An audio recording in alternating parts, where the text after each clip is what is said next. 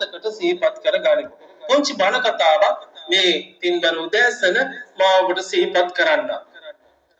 දවසක් සුද්ධෝදන පිය මහරජතුමා බුදුරජාණන් වහන්සේ ළඟට බොහොම කලබලෙන් වේදනාවෙන් වැළපෙමින් ඇවිල්ලා බුදුහාමුදුරුවෝ ළඟ බිම ඉඳගෙන බුදුහාමුදුරුවෝගේ මූණ දිහා බලාගෙන මෙහෙම දුක හිතන කතාවක් කියනවා. ස්වාමීන් වහන්සේ ගැන අපේ හිතේ බලාපොරොත්තු රාශියක් තිබුණා. හැබැයි ගෙදරින් ගියාට පස්සේ පැවිදි වුණාට පස්සේ ඒ බලාපොරොත්තු ප්‍රාර්ථනා සියල්ල විනාශ වුණා. අපි රජමාලිගා බිම පෙරලි ඇඬුවා. හිතා දාගන්න. බොහොම අමාරුවෙන් හිතා දාගත්ත ඔබ වහන්සේගේ සහෝදරයා නන්ද කුමාරයා ගැන හිතලා. නමුත් නන්දට මගුල් උත්සව 3ක් තිබුණු දවසේ විවාහ වෙන්න, ගෙවදින්න, රජකම ලබා ගන්න මේ උත්සව 3ම තිබුණු දවසේ ගෙදර දානේ වළඳලා පාත්‍රය අතර දීලා පන්සලට එක්කරගෙන ගිහිල්ලා නන්දත් මහාන කරගත්තා. ස්වාමීනි එදානම් දුක ඉවස ගන්නම බැරි වුණා. අපි හිතුවා අපේ પરම්පරාව ඉවරයි කියලා. නමුත් බොහොම අමාරුවෙන් අපහසුයෙන් හිත හදාගත්තේ ගෙදර බොහොම හොරතලෙන් ආදරෙන් දුවපෙන ඇවිද්ද හත්විරිදි රාහුල පුතා ගැන හිතා. ස්වාමීනි ඔබ වහන්සේ අද දායාද දෙන්නම් කියලා අතින් අල්ලගෙන පන්සලට එක් කරගෙන ඇවිල්ලා මගේ පුංචි රාහුල පුතත් මුණුබුරත් මහාන කරගත්තා. ස්වාමීනි කොහොමද මේ දුක ඉවසන්නේ? දරුවෝ අපිට අහිමි වෙන, අපිට නැති වෙන, අපෙන් ඈතකට දුරකට යන මේ තනිකම කාංශයේ පාළුව ස්වාමීනි කොහොමද දරාගන්නේ? දරුසෙනෙහස කියන්නේ උත්ත බේමම් බන්තේ චවින් චින්දති. චවින් චෙත්තා චම්මං චින්දති. චම්මං චෙත්තා මන්සං චින්දති. මන්සං චෙත්තා නහාරුං චින්දති. නහාරුං චෙත්තා අට්ඨින් චින්දති. අට්ඨින් චෙත්තා අට්ඨි නින්දා ආහත් දිත්තති. ස්වාමීනි දරුසෙනෙහස කියන එක දෙමෝපියන්ගේ ශරීරයේ සිවිය විදිනවා. සිවිය විදලා සම විදිනවා. සම විදලා මස් විදිනවා. මස් විදලා නහර විදිනවා. නහර විදලා ඇට විදිනවා. ඇට විදලා ඇට විදුළු වස්සේ කා විදලා තියෙනවා. ඒ නිසා අද අපිට දැනුණු මේ දුක කිසිම අම්ම කෙනෙකුට තාත්තා කෙනෙකුට දැනෙන්න දෙන්න එපා වහන්සේ. නීතියක් පනවන්න අම්මගේ තාත්තගේ අවසර නැති කිසිම දරුවෙක් පැවිදි කරන්න එපා කියලා. බුදුහාමුදුරගේ පිළිගත්තා නීතියක් පැලෙවුවා. අදත් ඒක එහෙමම තමයි ක්‍රියාත්මක වෙන්නේ. මේ කතාව තුළින් අපි තේරුම් ගන්නේ අපේ අම්මා ළඟ අපේ තාත්තා ළඟ අපි කෙරෙහි සෙනෙහස ශරීරයේ කොතැනක මොන විදියට මොන ආකාරයකින් තියනවද කියලා කියන්න පුළුවන් කමක් නැහැ. සම්මස්ලේනාරට විදගෙන ගිය ඇට මිදුළු අස්සේ කාවැදුණු ඒ සෙනෙහස ගැන තාත්තා ගැන මොහොතකට සිහිපත් කරගමු.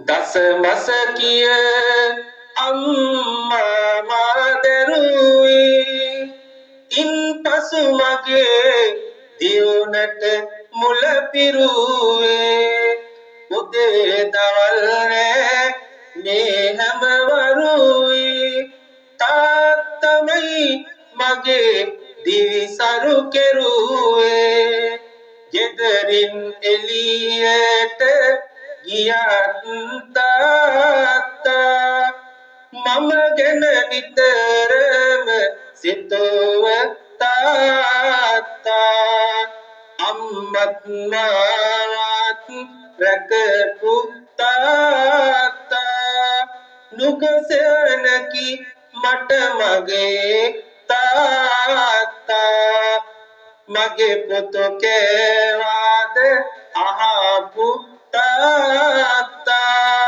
කැමති දේම මට දුන්නු තාත්තා නුඹයි මගේ පාන කියපු තාත්තා සිහින දැක්කේ මා ගැනයි තාත්තා තාත්තා නැත්නම් පිහිටද කාගේ තාත්තා නැත්නම් වෙන දෙය නැගේ තාත්තා දුක් විඳිනවා නීති මාගේ තාත්තගේ දහදිය මුතුවාගේ තාත්තා වගේ පියවරු ලොහිඟ තාත්තා තීතන හැම අත ළඟ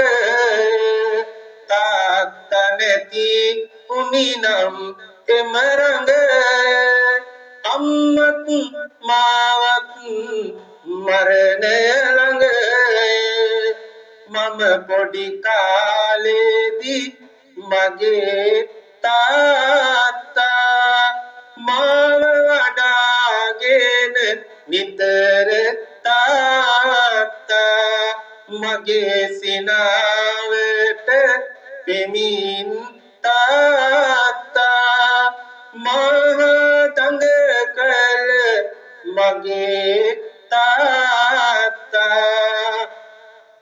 ඇතිවෝ විට ජීවිතයක සෝකී අනියත බව පැවසෝ මට ඒකේ වැටෙන්න එපා යනු මන මගමේකේ කිව්ව ඔබයි මහරජු මගේ ලෝකේ වැටෙන්න එපා යනු මන මගමේකේ කිව්ව ඔබයි මහරජු මගේ ලෝකේ මතක් වෙනවා කාලය ගත වෙච්චි අපි ගැන හිතලාම ගිය ආද පිච්චි ඉඳ හිට බැන්නට